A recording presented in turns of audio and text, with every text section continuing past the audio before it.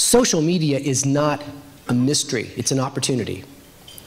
It's not complicated, it's shareable, which means it has a really high opportunity level, which I think intimidates a lot of us. My goal today is to unravel the mystery of social media, in fact, redefine it a little bit for you, and help you understand a strategy that not only is going to work for you today on the platforms that currently exist, say like Facebook or Twitter, but will work for you over the next 5 to 10 years.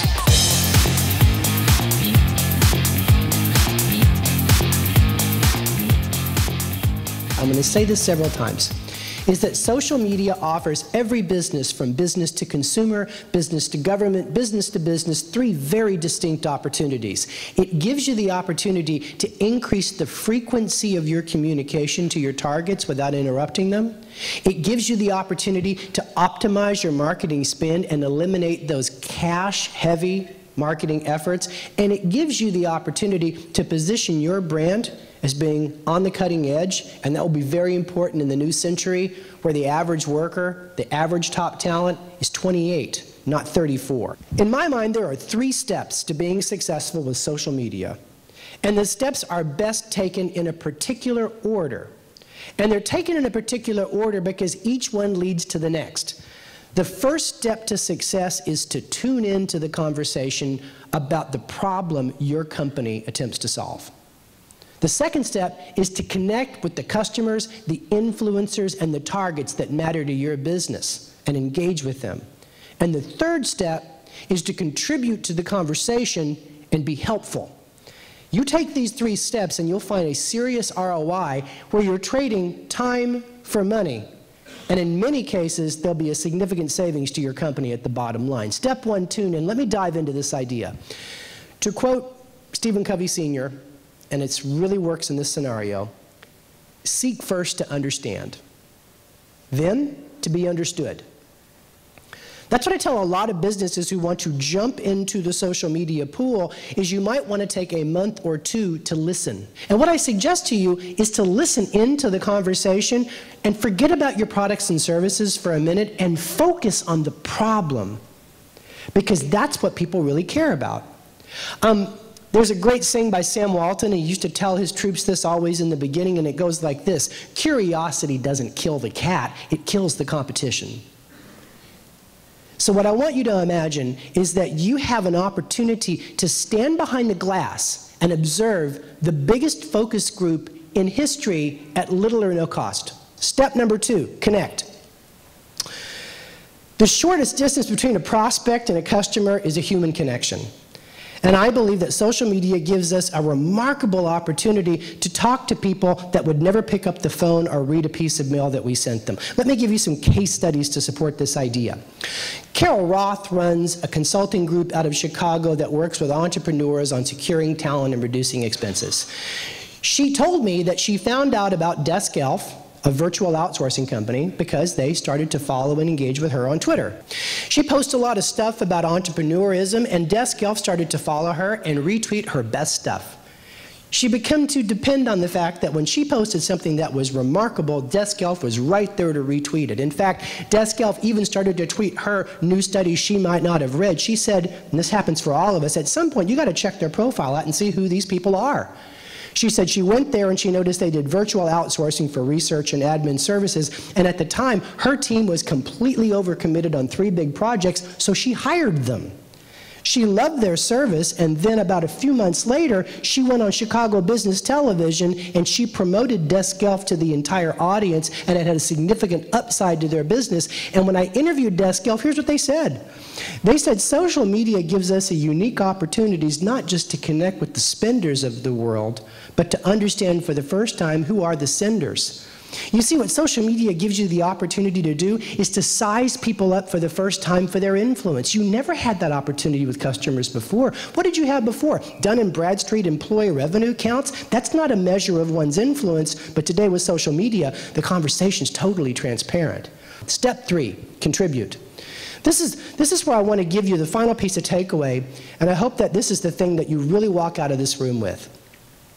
If you want to figure out your content strategy for your blog, for Twitter, for Facebook, for LinkedIn, I've got simple advice for you. Be helpful. Solve the problems your customers are trying to solve and don't just focus on your product. If I were to go home and develop a social media strategy, what I would do is I would go home and I would write down the categories of problems that my customers are trying to solve in their business or their personal life. And I would not care whether or not my products address them. In fact, in marketing, we call this surprise and delight, where your thoughtfulness surprises them that you would even care about that problem. So for example, in one of the markets, a CFO services company approached me and said, how would I do this? I consult with CFOs on software, like which ones they should use. And I said, well, let's diagram this. How many problems do they have? He goes, well, they have technology problems, which makes sense that he would say that. As Abraham Maslow said, if you're good with a hammer, everything's a nail. I said, keep going. You know CFOs. You do business with them all the time. He goes, well, they have a lot of regulatory issues. I said, great. Category 2, regulatory issues. Are there news articles that come out on changes in regulations that impact CFOs? He says, all the time. There's a clutter of them. I said, what other problems do they have? He said, and he's on a roll now, well, they have a lot of turf battles at work, especially in this economy, because they cut budgets and they don't approve resource requests, so they have a lot of political issues. I said, great, political solutions inside companies. Are there articles written about this? He goes, Tim, there's books written about this every year. And I said, do they have any other problems? He says, CFOs love to talk to other CFOs, but it's difficult on LinkedIn because of the way it works. I said, great, so networking services. And he began to understand that he had a four-pronged approach, where 75% of the time, he could produce content that served his core audience, proved his thoughtfulness, and kept him top of mind without over-marketing his services. For over 15 years, Tim Sanders has been on the cutting edge of new media. He joined as an early-stage employee at Mark Cuban's Broadcast.com, where he produced some of the largest internet events in history. After Yahoo acquired the company, Sanders was tapped to lead the Value Lab, an in-house think tank that studied human behavior and relationships. His first book, Love is the Killer App: How to Win Business and Influence Friends, was a New York Times and global bestseller and was featured in major media around the world. In 2002, he became Yahoo's Chief Solutions Officer, focused on helping companies of all types monetize new media. For the last 5 years, he's consulted with leading companies on how to leverage social media to reduce marketing costs, increase reach, and forge new relationships.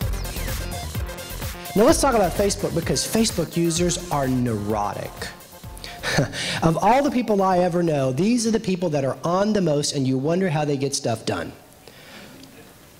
Nearly 1/4 of Facebook users check their account 5 times a day. 10% of Facebook users check their account 15 times a day. What are they doing? Well, here's the typical user pattern. They go on in the morning, they graze a little bit, and then finally they say something. They post a link, they post a picture, they post a political commentary, they say something personal, and then they go back 4 to 15 times to see if anybody responded. In other words, the greatest need in social media is to be heard. Because what social media started out as is a community building tool. I belong to something. And that works for you for like the first 90 days you're on, and then you no longer care about who you went to high school with. You realize why you no longer hang out with them. And what you really want to use social media for is to express yourself. Because we live in a world where people feel a little bit powerless. But social media gives you a sense of power unless you are ignored. Now, here is the takeaway for everyone in this room, regardless of your business. If you want to deepen relationships with your customers, I've got a simple suggestion for you. Comment on and share the content they are the most proud of. That's what I do in my business at NetMinds. I have a target list of customers and influencers that I care about and want to develop a relationship with. I have set up a way to see everything they post, and when they post something that is actually useful, that should be shared, I share it. I retweet it. I comment on it. Frequently, I tweet them back questions to create a conversation. It creates a relationship in the new digital economy because that's what people want. It makes their heart hurt a little bit when they put up something really awesome and no one likes, shares, or comments on it. That is the #1 thing I tell a lot of people to do. Track, respond, share, build a relationship.